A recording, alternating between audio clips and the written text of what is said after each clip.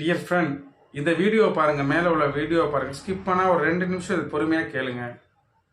நாளைக்கு இது உங்கள் வீட்டில், என் வீட்டில், யாருக்குனாலும் இது ஏற்படலாம்.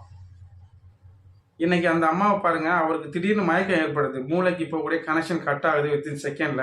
அது என்னவாகவும் இருக்கலாம், பக்கவாதமாக இருக்கலாம், அட்டாக் எதுவாகவும் இருக்கலாம். மூளைக்கு இப்போ கூட கனெக்ஷன் கட் ஆகுது.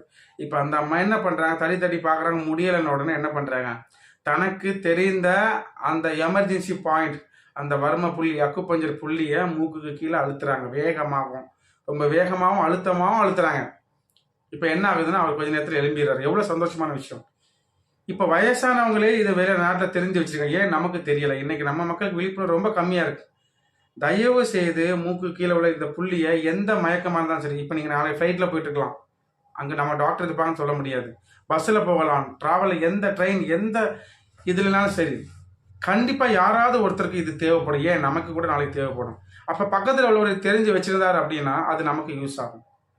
ஸோ தயவு செய்து இதை அசால்ட்டாக நினச்சிடாதீங்க. நாம் உதவாத வரை இறைவன் நமக்கு உதவ மாட்டான்.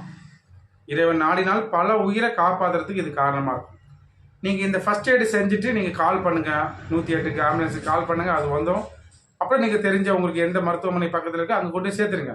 ஆனால் அதுக்கு முன்னால் கண்டிப்பாக நீங்கள் இதை செய்யணும். மூக்குக்கு கீழே இருக்கக்கூடிய இந்த புள்ளியை 21 முறை வேகமாக, நீங்கள் எல்லாம் என்னெல்லாம் வேண்டாம், அந்த ஸ்பீடை ரொம்ப அழுத்தமாக வேகமாக அழுத்தணும். நீங்கள் அழுத்திட்டே இருங்க, அவர் டப்புன்னு மூளைக்கு அந்த கனெக்ஷன் போயிடும்.